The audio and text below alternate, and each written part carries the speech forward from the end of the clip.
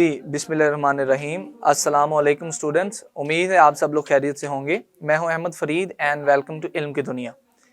हमेशा की तरह स्टूडेंट्स, जैसे हम पहले आप लोगों के लिए ज़बरदस्त किस्म की इंफॉर्मेटिव वीडियोस लेके आते रहते हैं, आज भी एक मैं बहुत इंफॉर्मेटिव टॉपिक लेके हाजिर हुआ हूं और आज हमने बात करनी है 10th बायोलॉजी के स्मार्ट सिलेबस के बारे में।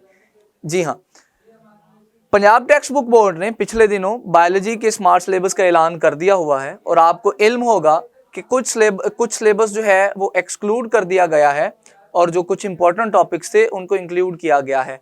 अब आप इस साल में 2020 में जिन बच्चों ने 2020 के मार्च में जाके पेपर देने हैं 10th क्लास के, वो यही स्मार्ट सिलेबस फॉलो करेंगे और इसी के मुताबिक उनका पेपर आएगा। मजीद ये है कि पंजाब टेक्स्ट बुक बोर्ड ने एमसीक्यूज और शॉर्ट क्वेश्चंस को भी स्पेसिफाई कर दिया है कि आपने किस चैप्टर से कौन कौन सा शॉर्ट क्वेश्चन उसकी एक्सरसाइज से और कौन कौन सा एमसीक्यूज करना है। तो अब मजीद आपको इंतजार करवाए बगैर मैं स्मार्ट सिलेबस की तरफ बढ़ता हूं।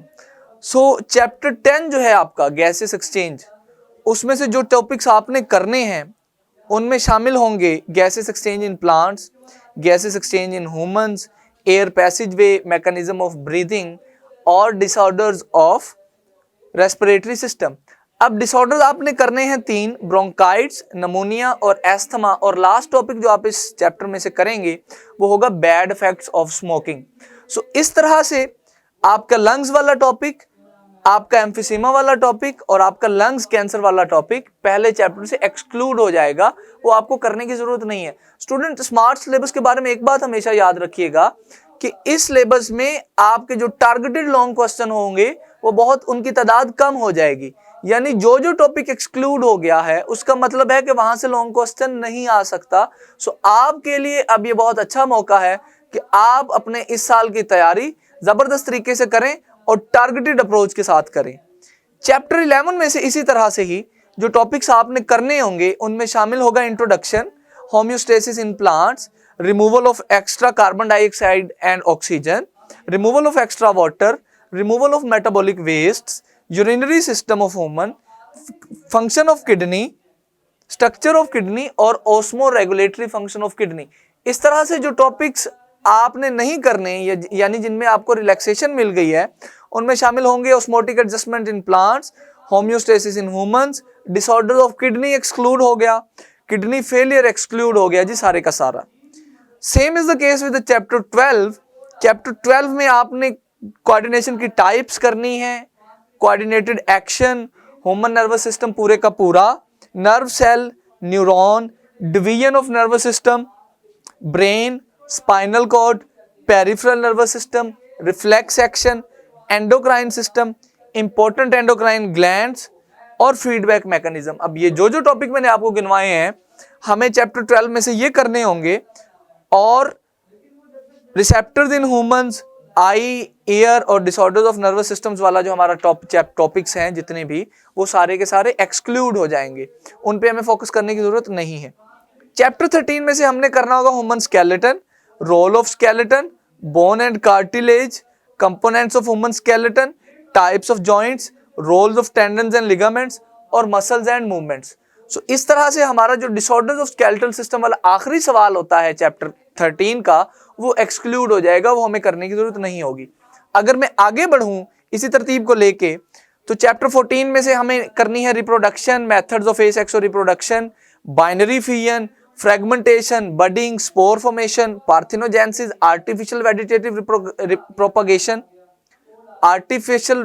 Propagation, sexual reproduction in plants, pollination, germination of seed, sexual reproduction in animals, fertilization और AIDS। इस तरह से जिन टॉपिक्स को हमें करने की जरूरत नहीं है वो होंगे natural vegetative propagation, advantages and disadvantages, vegetative propagation of plants, tissue culture and cloning, development and structure of seed, reproduction of in rabbit male and female, ये हमें करने की जरूरत नहीं है।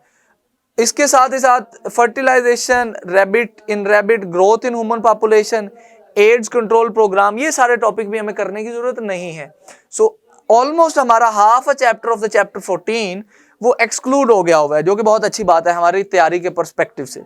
चैप्टर 15 उसमें इंट्रोडक्शन ऑफ जेनेटिक्स हम करेंगे, chromosomes and genes, Watson and Crick model of DNA, how does DNA of chromosomes work, genotype, Mendel law of inheritance, Mendel law of segregation and Mendel law of independent assortment हमने करना होगा।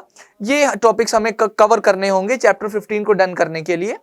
इसी तरह DNA replication, codominance, incomplete dominance, variations lead to evolution वाला जो topic है, mechanism of evolution and natural selection और artificial selection, ये सारे टॉपिक हमारे एक्सक्लूड हो गए हैं, ये हमें करने की जरूरत नहीं होगी।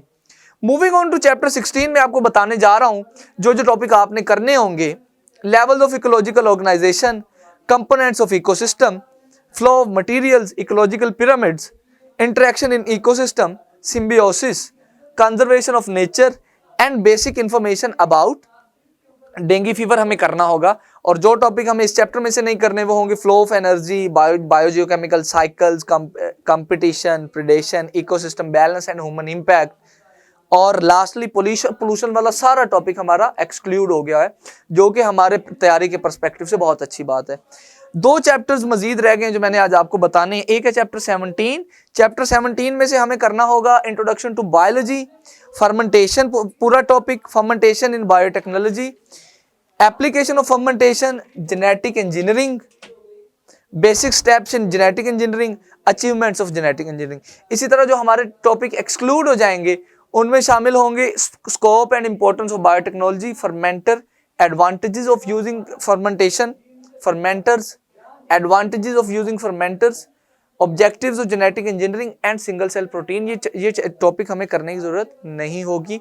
लास्टली इंट्रोडक्शन करना होगा हमें चैप्टर 18 का, medicinal drugs, addictive drugs, sedatives, narcotics, hallucinogens, आपको पता है, drug addiction, associated problems, antibiotics and vaccines, antibiotic resistance, vaccines, और लास्टली हमें करना होगा mode of action of vaccine. जो टॉपिक हमें नहीं करने होंगे वो हैं जी principal uses of important medicinal drugs. तो स्टूडेंट ये टॉपिक हमें चैप्टर 18 में से नहीं करना। अब मैंने आपको शॉर्टली बताने की कोशिश की कि कौन कौन से टॉपिक हमें करने होंगे स्मार्ट सिलेबस में और कौन कौन से नहीं करने होंगे। इसके साथ ही साथ मैं 1-2 बातें आपके साथ और करता चलूं। जैसा कि आप लोगों को पता है कि हमने एक बड़ा ही जबरदस्त और सोफिस्टिकेटेड सिस्टम ऑनलाइन एजुकेशन का बनाया हुआ है इल्म की दुनिया ने, एंड दैट इज campus.pk। और अब जैसे ही स्मार्ट सिलेबस आया है हमने एक नया फास्ट सेशन शुरू किया है जो स्मार्ट सिलेबस को लेके चलेगा, और इंशाल्लाह अज़्ज़वजल कम से कम अरसे में आपकी 10th और 9th दोनों क्लासेस की तैयारी हम कंप्लीट करवाएंगे। सो आप लोगों को बस करना ये है, अपना मोबाइल लैपटॉप खोलें, campus.pk पे आप लोगों को करना बस ये है कि अपना मोबाइल लैपटॉप खोलें, campus.pk पे अपनी इंफॉर्मेशन दें और लॉगिन डिटेल्स लें और हमारे साथ ऑनलाइन क्लास ज्वाइन करें। और जब आप ऑनलाइन क्लास इंशाल्लाह ज्वाइन करेंगे तो आपको पता ही नहीं चलेगा कि कैसे जल्दी से जल्दी हमने अपना ये जो स्मार्ट सिलेबस है ये कवर कर दिया है। तो जनाब अली देर ना करें, आए हमें ज्वाइन करें और मैट्रिक करने के सफ़र में इंशाल्लाह हम आपको हेल्प आउट करेंगे। अल्लाह ताला हमारा और आपका हामी और नासिर हो। बेल आइकन दबाना ना भूलिएगा, वीडियो को लाइक कीजिए, कमेंट कीजिए और इल्म की दुनिया को सब्सक्राइब कीजिए। मुझे इजाज़त दीजिए, अल्लाह हाफिज़।